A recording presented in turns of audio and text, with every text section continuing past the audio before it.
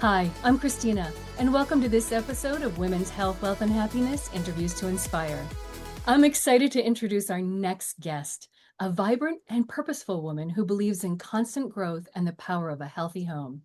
For her, health is about improving, staying curious, hopeful, and full of life at every age. As the founder of Home Coach Hoff, she's a relentless cheerleader for reducing excess, embracing conscious living, and finding joy through simplicity. She sees wealth as expansive, creating freedom and possibility. And happiness is through deep gratitude. She helps others tap into what really matters within their homes and their hearts. Please welcome head coach, decluttering expert, and life designer, Michelle. I'm kind of Minnesota born and bred, although I lived in Colorado for a couple of years. And I live near Minneapolis, Minnesota, which most people know about more so than the town of Edina. And I have been living and puttering around in people's homes for over 30 years. And my own home, when I was reorganizing, redecorating my little one bedroom, how spot in my home. I love creating home and helping people live fully in their life and in their home. Michelle, your health word is improving. What does the word improving mean to you in regards to health? Of growth for paying attention to my health, my mental, emotional, spiritual health.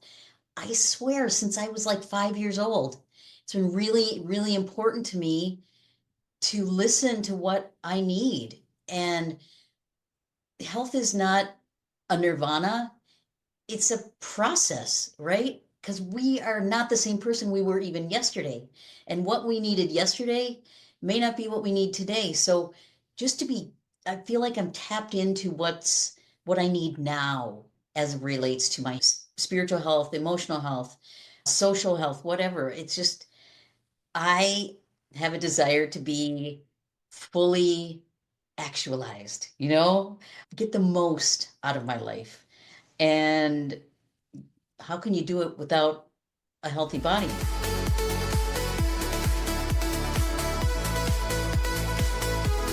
I had my hip replaced, and even the downtime, even though it wasn't a horrible surgery, I felt just diminished as a human being when that I wasn't as vibrant. So I think that it gave me so much gratitude for health and physical health at that weight. And it also weighed on my emotional and psyche when I was kind of down for those couple weeks. It matters. And I know people deal with chronic pain a lot. And to be in health, to be seeking improving your health, no matter what stage it's at, that's the way I approach my health. And that's really important to me, to be constantly growing and improving. Going through something like that is not something that you expect at all to happen. When you go through it, it is a whole ordeal because you're not emotionally prepared to go, oh, I've got to lay in bed. I've got to take time to heal. I've got to stop working because you physically have to take care of yourself. Absolutely. I mean, I wasn't prepared. My mom, my 83-year-old mother, went through it like 2 months before I did. She was just a whippersnapper. I mean, up and at 'em and moving around and not complaining. I don't know if I had higher expectations for my recovery because of her, but leaning on others during that time, which is not something I do very easily, it was essential. And I made it through it, and hobbling around and on the cane and the in the streets, people just giving me support. And all the goodness comes out in people when you're, and people opening doors for me that never would do that when I was able-bodied, right? Just some kindness showed up in the world, which was really beautiful. So good stuff came out of it too. That is beautiful. And it's true. We do have a hard time letting go to let other people take care of us when we're so used to being the ones who are helping and taking care of others. What practices do you have for yourself to help you glow and grow in your spiritual, your emotional well-being? Wow. There's a lot going on in my life right now because I'm really at a precipice of some amazing goodness. I've been really engaged in some vision work for myself. What's my 3-year plan? And what am I looking towards? And who will I'm sort of acting as if it's happened. I'm in that space of believing it's happened already and creating that vision from that standpoint, which has been really wonderful. And I'm also in a magnificent group of supportive women. It's a women's wheel of life, if you will.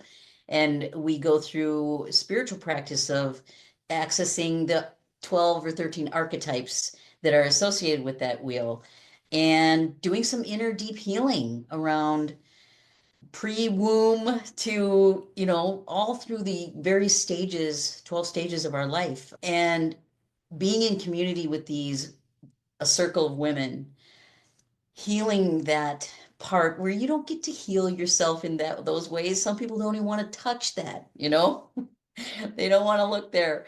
But I have been committed to finding out what my original self was like before we get polluted by, and we were talking earlier about creativity in a previous conversation, Christina, that that gets chipped away at in our life.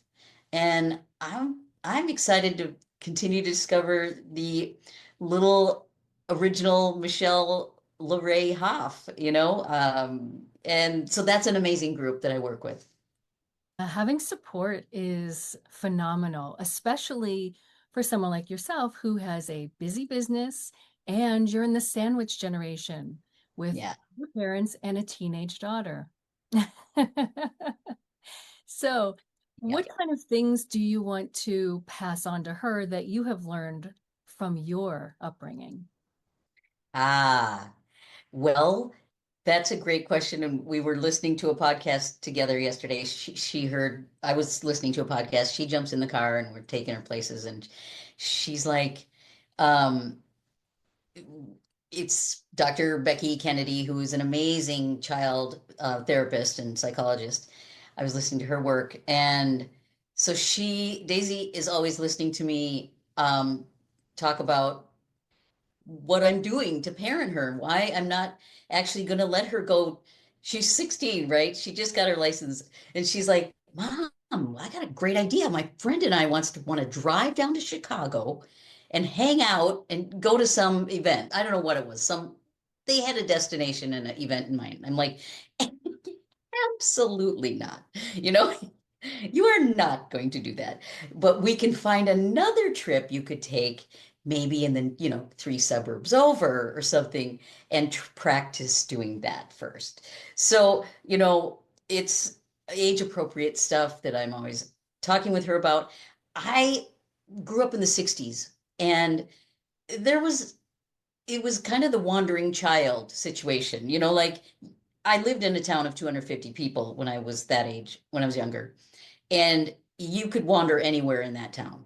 And my mom, and they would call my mom, "Oh, she's over here, Michelle's over here, she's just hanging out in the backyard or whatever." And it was not a big deal. We can't do that today, right? I didn't get a lot of guidance. We were just freewheeling children. And, today as a parent, there can be a little more hovering. And I pride myself on not being a hovering mom, but I'm a consequence mom. Like, you make decisions, experience what it's like to make a decision. I'll give you the options, age appropriate options, and then you make your decision and see what happens. And you learn. And she's an amazing kid. She's an amazing person, and she makes me a better person. We've worked through every stage of my growth and development. I bring her along in some way, shape, or form. Again, age appropriate, but we're growing up together actually, so it's been fun. And I love the concept that you use for your word improving because it is a lifelong journey starting from that motherhood, from watching your daughter through the years and Mhm. having to adapt with each stage. And not Yes. only is it for her, but it's for you also. And Yeah. it's an amazing journey that we take as moms. Absolutely, absolutely. I mean, no one gives you the how to on that book, it's a journey. And how do you help your clients when you're trying to support them through changes? I'm sure when it comes to health, you've seen people at many stages of life and what they're doing. Yes, my clients have their their inner health, honestly, is suffering. They're functional.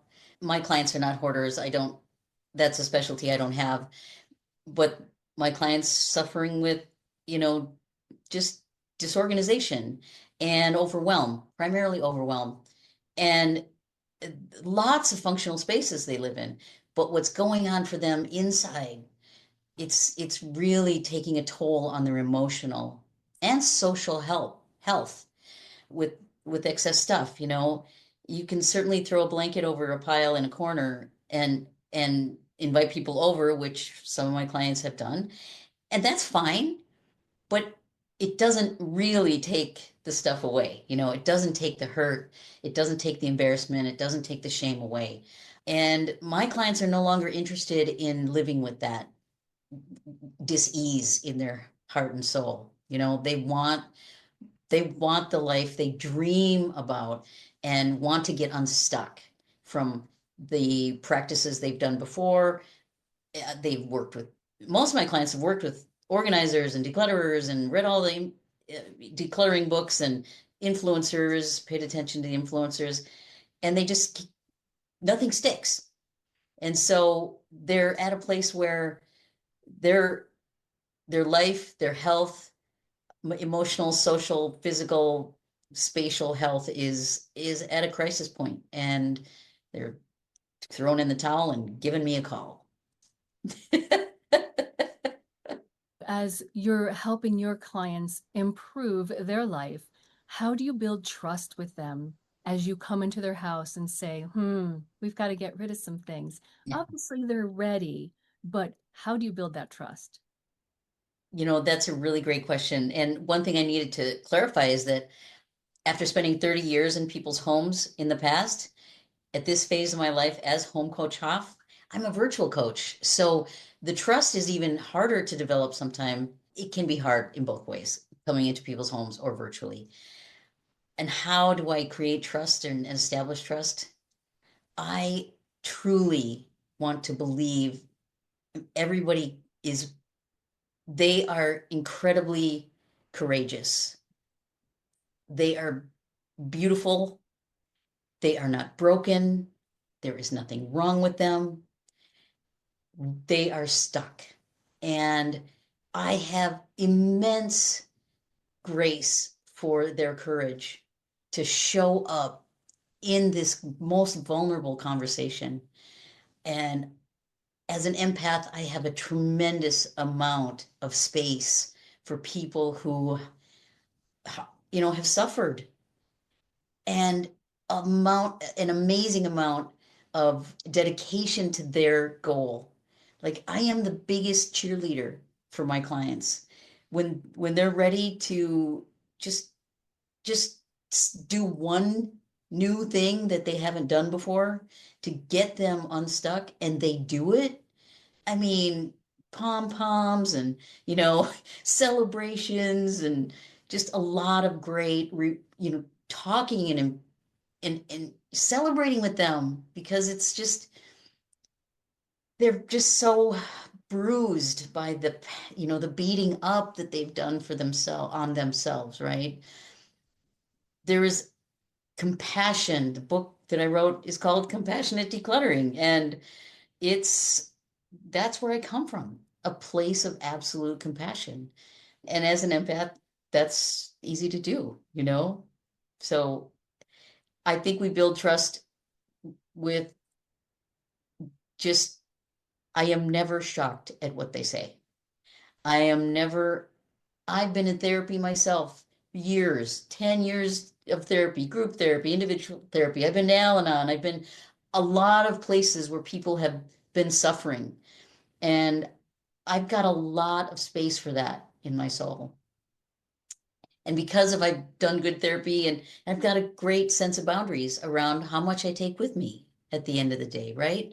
It's the conversation between the two of us, and it stays between the two of us, and we both leave the conversations really clear and clean about what's where the responsibilities lie. And there's a lot of respect in our conversations as well. So it's a really loving, really sacred space that I try to create for my clients. And I am thrilled when I get an honor to be in their presence. That's so beautiful. That's so touching because, you know, when you're dealing with somebody's life and their things, it's very, very personal. And you know, best of all, it's the emotions that we attach to things. Absolutely. Absolutely. And sometimes they've been spinning around in their brain for a number of years and in their heart, and it's the first time they've really talked about it with somebody else. And what advice would you give to someone who's looking to improve their overall health and improving, period? Yeah. Well, that's a great question. Small steps, man. Really. It's not the big leap to the six pack or the house that's perfect. Because A, perfection doesn't exist. And I don't even know if a six pack really does, you know? For a small population, yes. But nonetheless, improving anything you feel like this. I was in this vision workshop the other day, and I heard my leader speak to Felicia Cersei is my leader. She said, "Don't deny your disconnect. Don't deny your discontent, because if you do, it collapses your growth."